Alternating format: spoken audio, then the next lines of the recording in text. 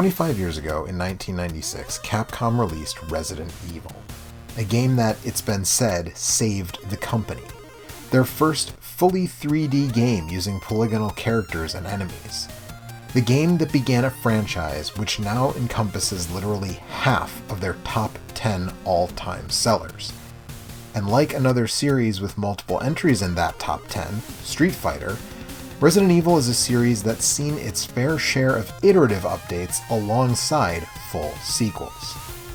When Resident Evil 2 was effectively scrapped after its first attempt, delaying the game's eventual release, Capcom pushed out the first of these, Resident Evil Director's Cut. I'm Joe, this is Same Name Different Game Gaiden, and tonight we're talking about 2 iterations, 1 fan hack, and a later port of the original RE, without the same name.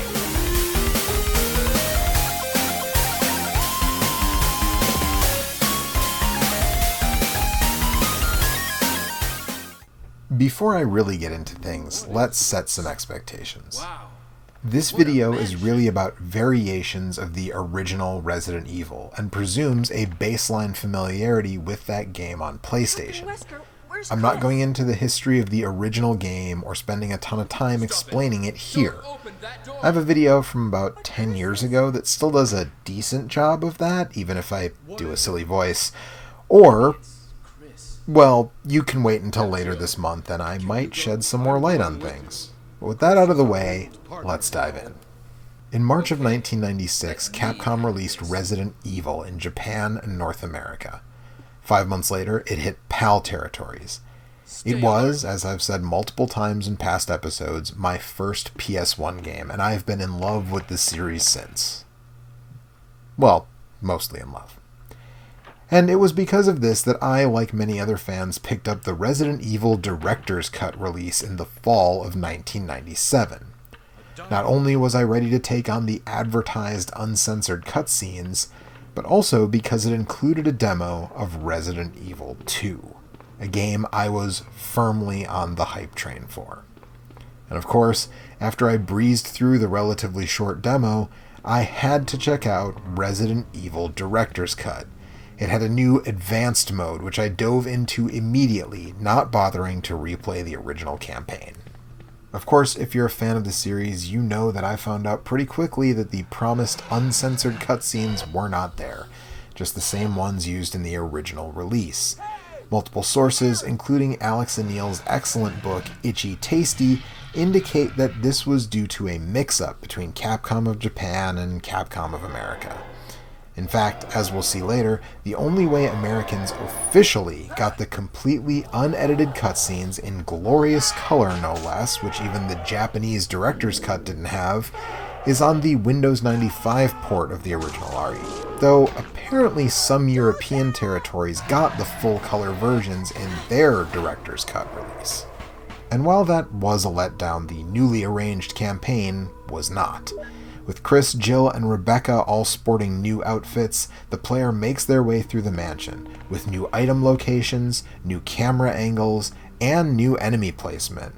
The last of those is definitely there to mess with veterans of the original series. It also adds a new bonus weapon, the Infinite Colt Python Magnum. Speaking of bonuses, the arranged version of the game no longer requires the special key, normally obtained by beating the game, allowing you to change your outfits at will. Well, as soon as you have the armor key. It also adds a very easy code, simply holding right before starting your game, to double your ammo. And it restores the auto-aim that was originally cut from the international release of Resident Evil, and that goes for both the original campaign and the advanced modes. A lot of us 80s and 90s kids gutted our way through that long box release without the auto-aim, but boy, is it nice to have it back. Interestingly, while this game is called the Director's Cut, the original game's director, Shinji Mikami, was in a producer role here, and Hiroyuki Kobayashi, a programmer on the original release, took the reins. Frankly, he did a bang-up job, especially for folks who missed that original long box release, or felt it was too hard, which according to Alex Anil, was a big part of the impetus to make this version. I mean, aside from that delay of RE2. Of course, as we all know, a delayed game can eventually be good, and that's exactly what happened with Resident Evil 2. But the first game still had legs, and in the late summer of 1998, in both Japan and North America, the DualShock Director's Cut version was released.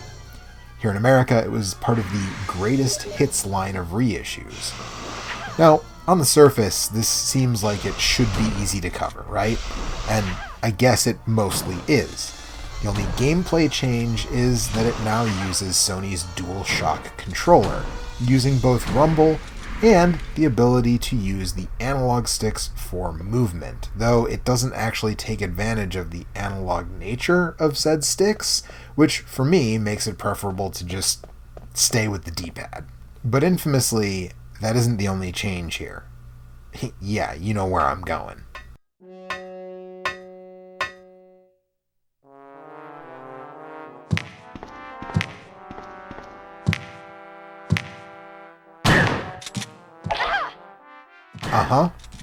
For some reason, Capcom executive producer Yoshiki Okamoto decided that a collaboration with a well-known Japanese composer is what this game needed.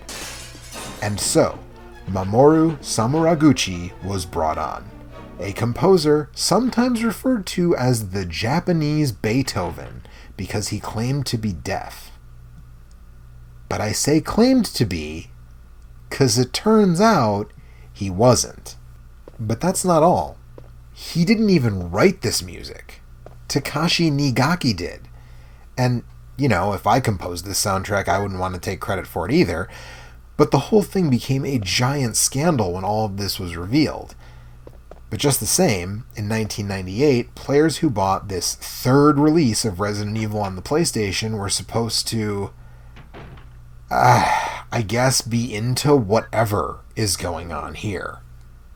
It's just weird, because even at its best, this music is just a lateral move from the original score by Makoto Tomozawa, Akari Kaida, and Masami Ueda.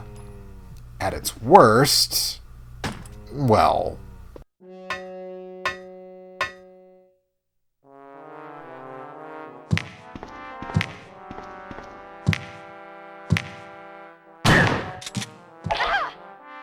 But of course, in this day and age, leave it to the fans to finally make things right. This year, as a celebration of the series' 25th birthday, a ROM hacker who goes by Deli295 released Resident Evil True Director's Cut, an improvement patch for the DualShock version of the game that adds in not just the uncut videos, but the full color ones from the mainland European Director's Cut. And honestly, if you've never seen these, you might be surprised by how well they invoke classic 80s horror, from the color of the blood to the puppets and the makeup. I mean, it's not exactly Tom Savini level stuff, but it doesn't look amateurish by any stretch. You'll also now see Kenneth's head come off when you encounter the first zombie, though that was in later versions, which we'll get to in a bit. And, oh, yes, if you get Chris's bad ending, you will now see him smoke a cigarette. You can choose which version of the soundtrack you want here, though I really don't know why you would choose the DualShock version, and this also incorporates some stuff from earlier versions of the game. There are a surprising number of demos and beta builds for Resident Evil out there, and this hack adds some of that stuff back in, like this blood scroll on the wall and some items that were later removed. This is a work in progress, with the current version being labeled 0.35, and Deli has stated that they plan to add even more to it, but even with that being the case, this is absolutely the optimal way to play this game on PlayStation. If you can play burn discs or have an ODE for your PS1, it's playable on original hardware. I'm using my X-Station for this footage, but if that's not an option for you, naturally it's also playable on emulators. And so you'd think that would be it, right? Well, no, not exactly. Because there's one more port of the original RE that has a slightly different name and fits a little better with talk about the Director's Cut version. Released in 2006 to celebrate the 10th anniversary of the original game's release, This is Resident Evil Deadly Silence for the Nintendo DS. And, perhaps unsurprisingly, like the original game, this was the first game on this platform that I ever owned. I bought this, a DS Lite, and New Super Mario Bros. All on the same day. Also, yes, the need to give every game on that system a subtitle that could be shortened to DS did lead to this game being named after a fart. This game, similar to the Director's Cut, includes a Classic mode, which is basically the game as it was originally released, and a Rebirth mode, which adds a bunch of DS-specific features. Before I get to those, let's talk about the changes that apply to both modes. They're mostly quality of life improvements, but I should say that while most cutscenes were not restored for this port, the first zombie encounter was, so say hello to Kenneth's head. Oddly, the opening and Chris's smoky ending were not restored, despite this game having a 2006 M rating. Just for context, 2006 was the year video games based on Reservoir Dogs and The Sopranos were released. I mean, heck, Resident Evil 4 had been out for a year by this point, and that game has chainsaw decapitations. The cutscenes in RE1 were positively tepid by 2006. Be that as it may, this game is still worth playing because, as I said, most of the changes are quality of life improvements. The knife no longer takes up inventory space, and similar to the aforementioned RE4, can be pulled out with a shoulder button at any time. This port also adds the much-loved quick turn from later games in the series, and boy, does that feel good. When you move to the Rebirth mode specifically, you get some slightly altered item locations as well as brand new item placement for some DS-specific gimmickry involving unlocking boxes with touchscreen puzzles. There's also these knifing segments in which you now play first person, knifing various enemies. There is, in fact, an entire mode of just this called Master of Knifing that is unlocked after beating the game.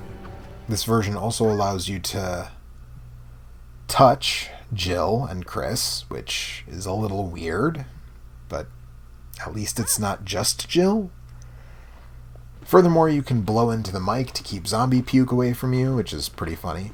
And speaking of blowing into the mic, when you find Richard dying from Yawn's bite, you have to give him CPR using the mic, which also leads to new dialogue from him using a new voice actor. Finally, this game adds a multiplayer mode, which I've never actually played because it requires everyone playing to have a copy of the game. I'm told it's pretty fun for a little while, though. Now, there's a lot of cool stuff here, but I do have to mention what isn't here. The arrange mode of the Director's Cut isn't here at all. The new camera angles and the complete shuffling of item locations is gone. While, yes, Rebirth mode does move around a couple of things, it's not nearly the level of change seen in the Director's Cut Arrange mode. It also lacks the Infinite Magnum bonus weapon of the Director's Cut.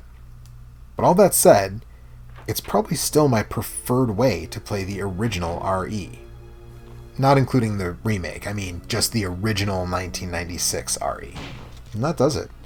October is a great time to play some Resident Evil, and while I think the original PS1 game has gotten short shrift, particularly after the release of the 2002 remake and its subsequent HD upres, it's still worth playing.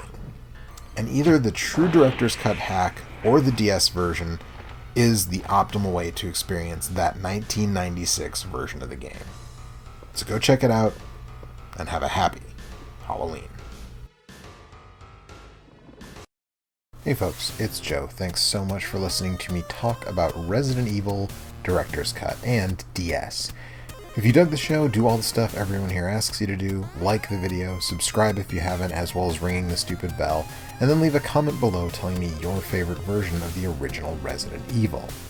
If you really liked it, consider supporting on Patreon or via YouTube membership. For just $1 per video, you can get early access to new videos, your name here with these cool people, a weekly column by yours truly, and more.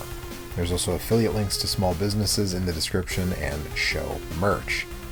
If you want more spooky videos, the video on the left is my Resident Evil 2 episode, and on the right is the full Halloween playlist.